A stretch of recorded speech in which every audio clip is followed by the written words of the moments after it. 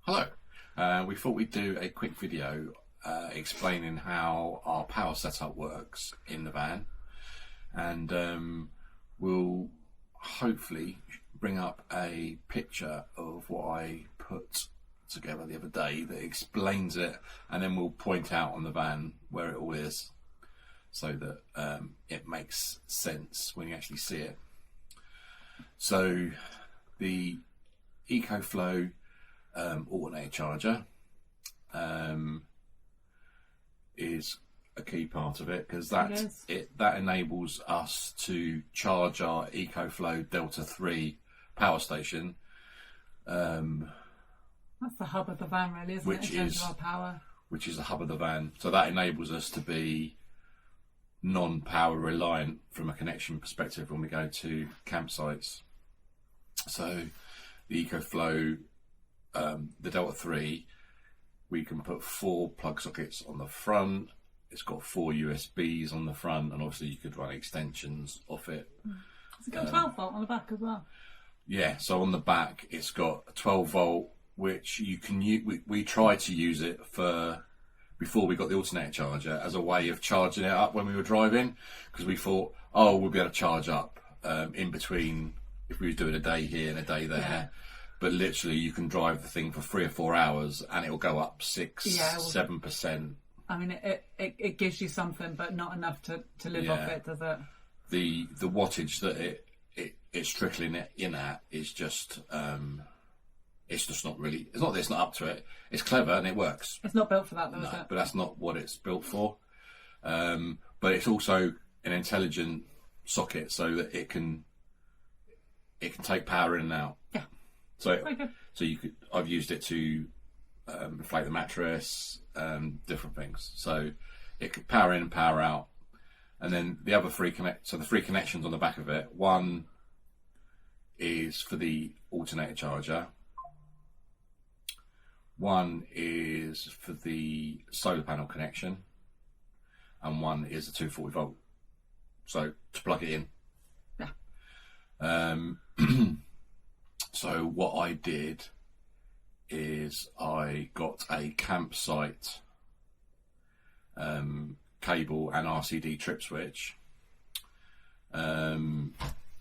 which modified the connection to be a female rather than a male, so that I can use a normal campsite cable. Yeah. And that runs through the van, through an existing hole that was put in the van for when it was a converted van for whatever it was used for. It was a mobility van. Had a wheelchair ramp in it. So it already had an existing hole where cables went, so we just reused that, and then I fixed it under the back of the van, which you'll see both hopefully in the picture and the video that we've taken. So then that gives us, if we're in a campsite, the ability to power the van and top up the EcoFlow, because sometimes we thought, oh, it'll pay for itself because we won't need to take campsite electrics. We do. But generally, it doesn't really work out like that, because sometimes it's in the price anyway, so you might as well just use it. But we're not reliant on it. We're not reliant on it, but it is really, really helpful. If there's hookup there and you've set that up so that we can use it, then let's use it. Let's make the most of it. If it's there. It works. But if we're only there overnight, and say we felt it was a bit extortionate and they were charging 15 quid for the electric or whatever, we'd probably not bother. No. Because you can go for probably nearly 2 days being careful on just using the Delta 3. Yeah. Absolutely. No, it's really, really good. Really good. The alternator charger, called an alternator charger, but it doesn't actually connect to the alternator. But it does put load on the alternator, and because our van was a previous converted van for wheelchair access, being a mobility vehicle, I checked the stats of the van spec, and it had the best alternator that it could have So it's the highest rated one. So it can take extra load, basically, because there is a question whether you should run, because in the software you can turn the alternator charger down so it's not putting so much load on the alternator. Yes, yeah. Unfortunately, I know nothing about electrics, and I'm just glad I've got you in my life. For now. Oh. So the alternator charger, we've just left at 800 watts. There is another one that's a 500 watt alternator charger that is a bit cheaper and will not charge at as big a rate, obviously. But we went to the Caravan and Motorhome show and we saw one there on as a deal, wasn't it? Yeah, and we didn't have anything really heavy to carry at the time, did we? So we thought, we need something really heavy to carry around this show, so we bought one. It is heavy. It's heavy. And it works really well. Yeah, it's good. You can connect using the EcoFlow app, which I'll put some shots up into the video that so you can just understand.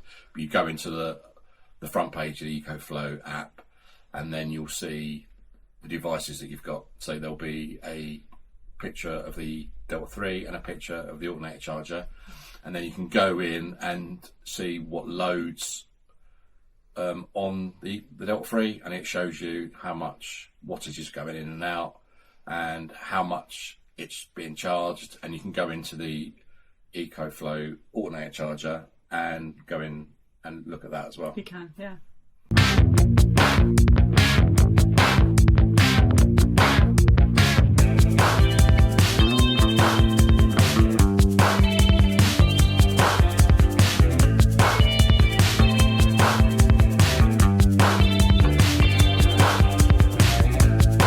And, you know, from my perspective, I can go in and I can look and I can see if it's charging something, if it's taking charge. That's about it. Yeah. But it's easy to use. But it's very easy to use, isn't it? Yeah, it is easy to use. Was it difficult to install? No, and I would have done it myself. Is that why it was easy? Because you didn't do it yourself? But I wanted the cable routed properly. And so it was an auto electrician that actually did the routing around the van and connected it up.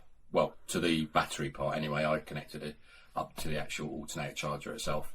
That was the hardest thing, is running the cable.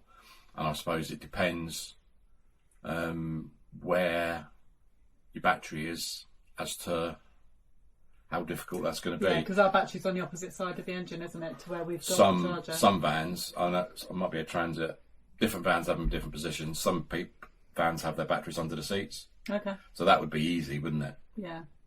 And also you could use this to charge the leisure. When people have leisure batteries, you could do the same. Yeah, you could use it to charge a leisure battery as well. And of course, it's all really removable. So if we sold the van and we was going to get maybe a newer van, not happening now, is it?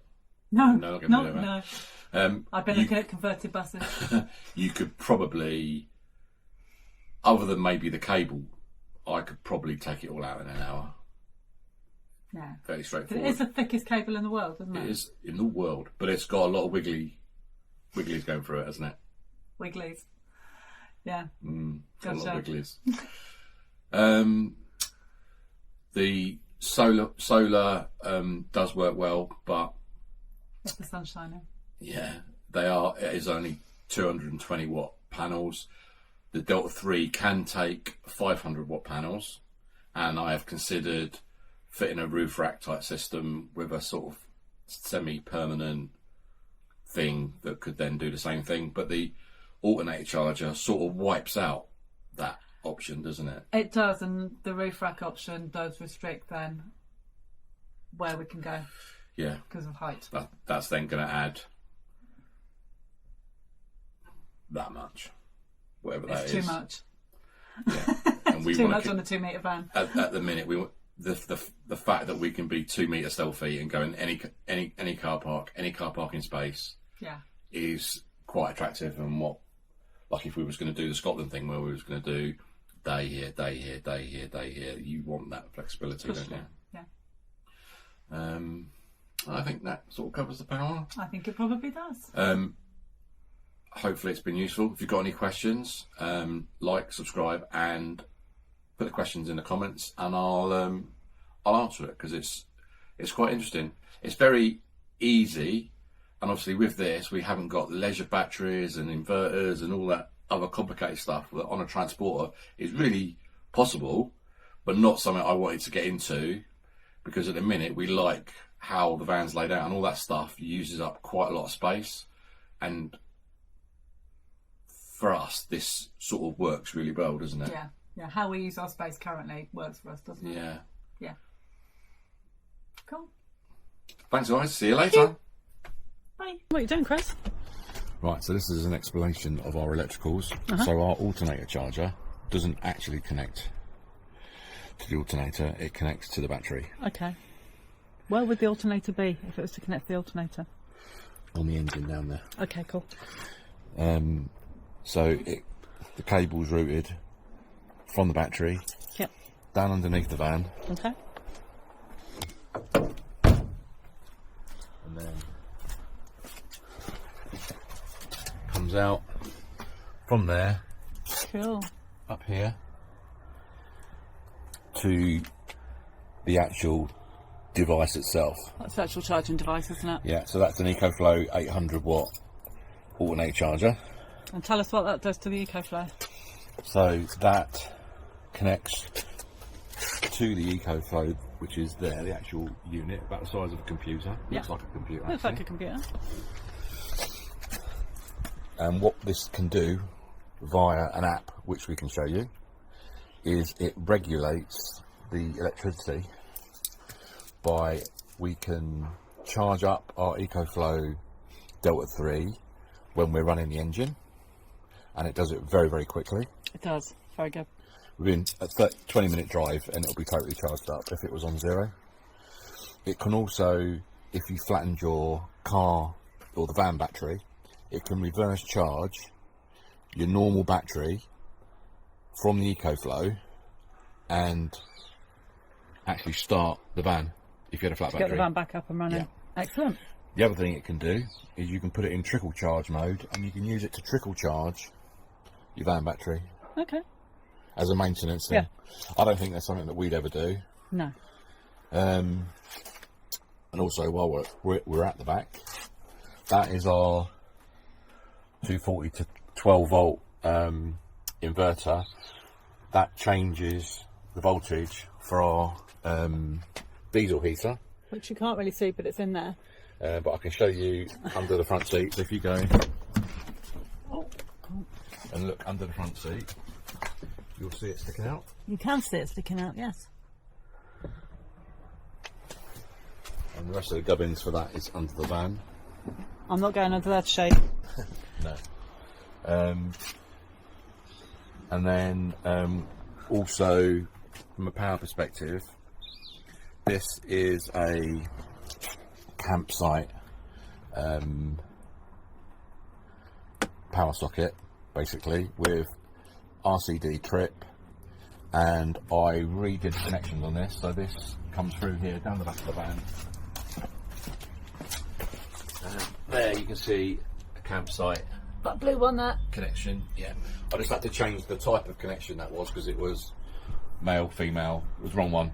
Yep. For us to use a normal connection, so that we're in a campsite, we can just connect it from there to the campsite connection. Then that powers. Power from that will then go to this, and then we can then power our EcoFlow. Come off this, come off the front of the EcoFlow. Do the air fryer. Air fryer, kettles, telly, router, yeah, and absolutely everything else that we need to. All the home comforts. And we have just adjusted this so that when our other piece of mattress goes here, it won't interfere with any of this now. No, much better. Yeah. And over there you can see the carbon monoxide monitor that goes with the diesel heater. Keep us safe. Yep. And then on this side, you probably want to do this on the other side of the van. Yeah. We've got a thermostat and manual controls for the diesel heater. Yeah, that gives us all control. It's Bluetooth, can set a timer. And we got that installed because the electric heater was absolutely Rubbish. Well, no, it wasn't rubbish. It's very good, but it will drain the EcoFlow in about 10 minutes. Yeah, very, very quickly. Quicker than a kettle. Yeah. So this is where you can see the EcoFlow from the front. And you can see, switch it on, Middle one. switch it on. You've got 4 240 volt plug sockets, one of which we're using for the diesel heater, currently at 80%. If you want to put the front sockets on, you press the left button. If you want to put the USBs on, which there are 4, 2 normal ones and 2 USB-Cs there, you just press that button and that button. And when the weather's better, you can also use the solar panel to charge that up. Yeah, so at the minute, solar panel goes into the back of the EcoFlow and can charge it up. It's the 250 watt panels, and they're on a stand, and they're currently in a bag, which I can show you in a second. But you do need good weather. Yeah, you do. And in our Clear sunshine. when we try to use it, you might get 20% through a sunny afternoon. We made the mistake of trying to use it in Wales, didn't we? Yeah, didn't go well. Pointless. Didn't go well. And it's England and Wales and Scotland. You're just not going to get enough enough sun for it to. If you don't have an electric connection and you're relying on Indeed. the sun, that's why we got the alternator charger, because we could always just run the engine for 15 minutes and give it a cheeky top up if we wanted to. But generally the EcoFlow, without any charge or being connected, will probably last us a day, maybe 2 days. Yeah.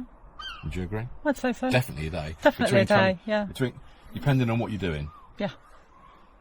Kettle usage is not good. That takes, was it 20%? It did use a lot, yeah. So one hit of a kettle, Considering it's supposed to be a low wattage and it's a low kettle. wattage campsite kettle, took 20% instantly. But if you're doing a telly, router, diesel heater, it'll do that for 2 days easy. Yeah, no worries.